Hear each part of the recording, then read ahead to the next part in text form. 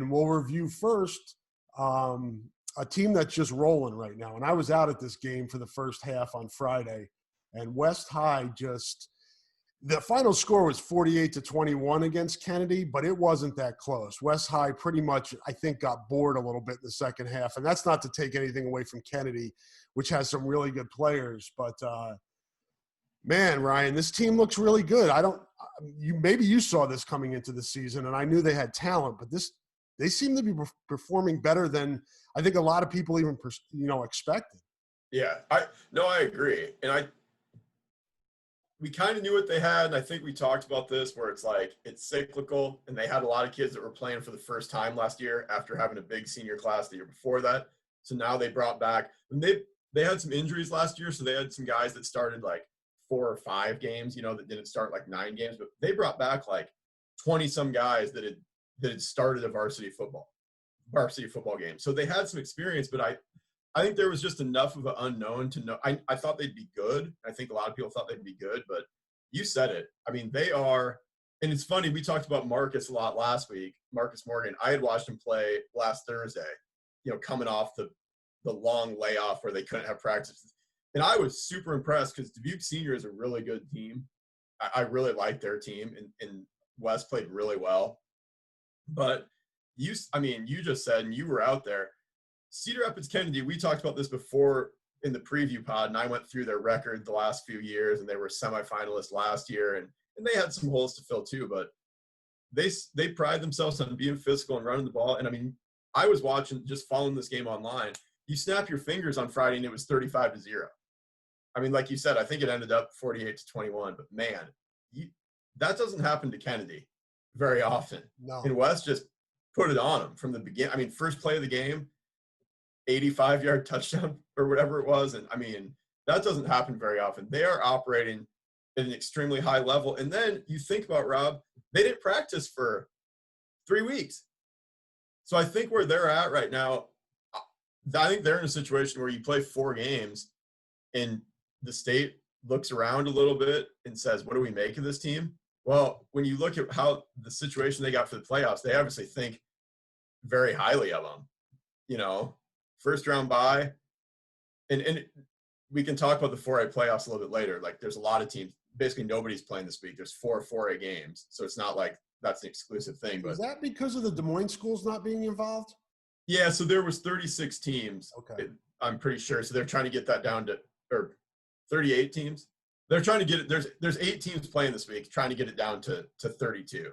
Okay, so, but they're as good as there is on this side of the state, and you can look at their schedule right now and say, and not because of who they've played. So I think they've played good teams the last 2 weeks, but just with 4 games under their belt, and still wonder a little bit, how they're going to stack up.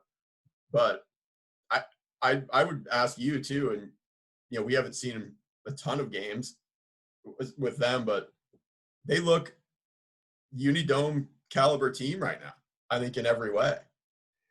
Yeah, I saw them week 1, as did you, I think. Maybe not. No, I wasn't at Liberty. You weren't at Liberty. Yeah. And the thing that stuck out to me then was, wow, these guys are pretty good on defense. And that didn't change when I saw them again on Friday night. I mean, Max White's a pretty good athlete, and it can, he causes a lot of people problems. The West High defensive line was and we talked about him last week. Connor Colby is one of the better offensive line prospects in the country. And obviously it's more than one guy in an offensive line, but I mean, they couldn't block West High up front. West High right. And they do some nice things with rush packages where they sub out guys. They have some versatility there. I think that's going to create problems for teams. Marcus Morgan is who Marcus Morgan is. He's, we talked about, is he the best quarterback?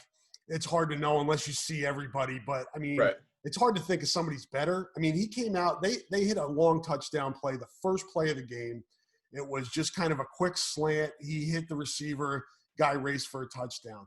Then he hits another, quick slant when they get into the red zone, just a perfect ball on the kid. And then the most impressive throw for me, and I think he had 5 touchdown passes, they were about the 35 or so, and he was close to the far hash, and he threw it across his body to the other side of the end zone and dropped it in over top of the defensive back into his receiver. It was like he flicked it. I'm not saying he's Pat Mahomes, but it was kind of that motion where you just boom, flick it, touch, arm strength, all that he needed to throw. He didn't even need, I don't think he even ran the ball much on Friday. He didn't need to. He did everything with his arm, and he still has that ability to hurt teams with his legs as well. But I think the thing that stood out to me the most on Friday was West High's defense. And I think you know this better than anybody, Ryan. This time of year, we talked about the weather changing. Oh, yeah. You know, if you've got a defense that can give you a chance and hold the other team down, you need that when the weather starts getting cold and there's wind and extended playoffs. Now there are going to be more games. You're going to have to deal with this. I really like West High's defense. I think that's probably the unsung part of this team because the offense gets so much focus. But we'll see. I'm glad you got to watch Morgan because me and you talked about it. And what I told you, what I think makes him maybe the most impactful player in the state.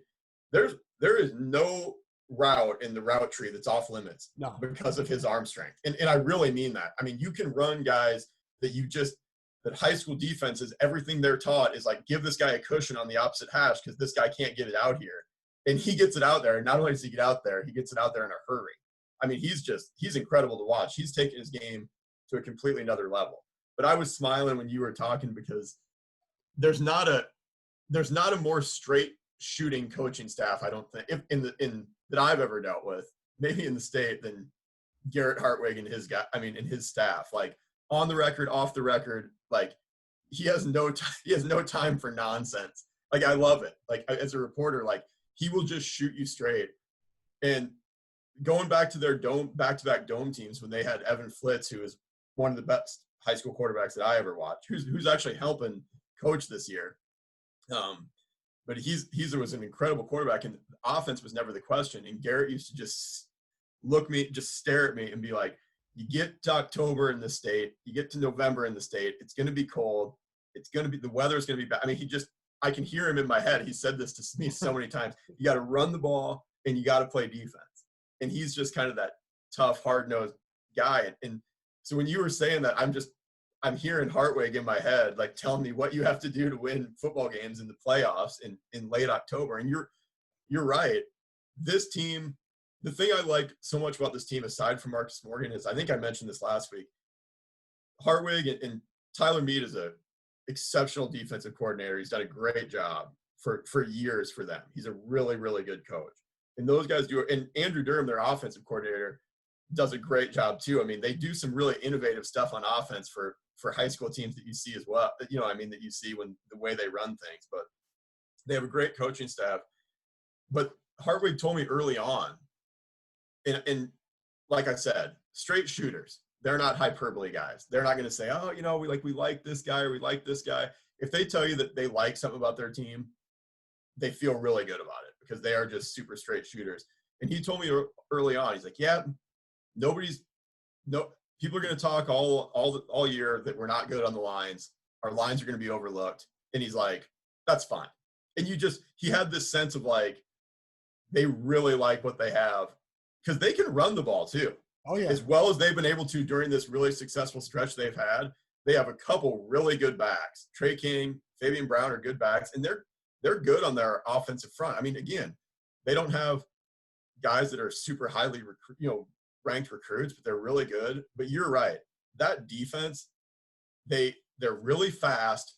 And when you look at some of the weights on guys, you know, whether it's they have a lot of, I don't know, probably 185-pound linebackers to 200, which is a good size athlete, but they really get to the football. And then all those guys are really versatile. You know, I mean, they have guys that can run in coverage, that can, you know, they're good in the box, you know, playing the run. And their defensive line, like, they're not going to blow you away with their size on paper or whatever. But man, Mason Applegate and some of these guys they have, Mo Simpson on the outside. They do a really good job of putting him in situations where he can rush the passer. They are really hard for high school offensive linemen to get locked into these guys because they move so well and they're so athletic. And then in their strength, they're really strong. I'm with you. Their defense has really overachieved what I think, even what I thought. And I thought they'd be pretty good because they brought back a lot of guys that played. But they're really good on defense. And then when you're that good on defense and you have a true difference maker at quarterback that can really change the game, you're going to give yourself a shot against anybody. Like I really think they're as good as anybody on this side of the state for sure. And look, Dowling's won 7 in a row, and you have to go back to 2009 City in 09 to find an Eastern Iowa team that's won it. So won 4A. So somebody's got to go over there from the east side and, like, you know, show that they can compete. Last year's semifinals were not competitive. Dowling and Valley beat up on Bettendorf and Kennedy, truthfully. But I think West High has a really good chance to play with anybody that they get thrown in with throughout the playoffs. I really do. Yeah, and it looks like, I mean, Dowling is Dowling, and, you know, it's had some hiccups this year and hasn't looked as good, but you'd be foolish to fall into the trap to not think that it's going to be a factor in these playoffs. And maybe it isn't. Maybe this is the year where it isn't, but I think it'd be foolish to assume that. You've got, you know, Southeast Polk looks really good. Ankeny is explosive. You got 2 future Iowa receivers on that team and a really good quarterback in Jace Bauer. You know, Waukee looks like it's starting to round into form at the right time.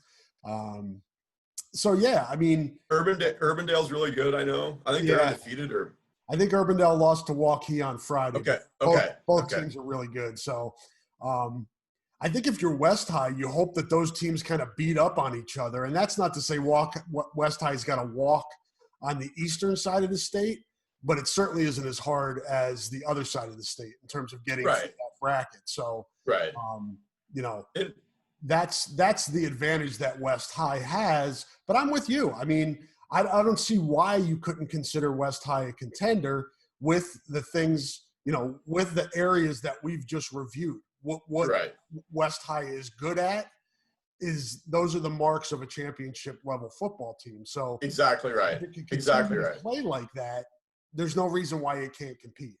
Exactly right. And you know, on the east side, you know, they're not going to do a straight east-west split, which is fine. No. You look at kind of the balance of power, like we mentioned, it's probably in the Des Moines suburban schools right now.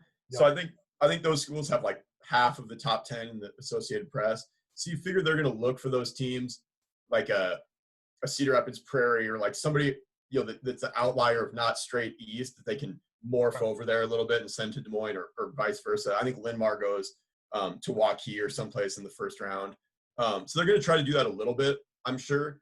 But like we said before, even with the limited games, West High has been impressive enough to probably avoid, you know, I mean, to stay away from a lot and probably to end up on the east side with having maybe like even avoiding like Hempstead, who appears to be the other team on this side of the state, until like a quarterfinal type situation. I really do. Even with 4 games, I don't know that I would have said this after 3 weeks, but what they did the last 2 weeks without practicing for 3 weeks, Rob, to beat 2 teams of that caliber the way they beat them. I mean, I'm not saying that Cedar Rapids Kennedy is a state championship caliber team, but you kind of highlighted what they have. And I have a lot of respect for that program and how hard they play and how physical they always are. They're not down 35-0 often, if ever. And I mean, that's pretty impressive. So high on West High right now.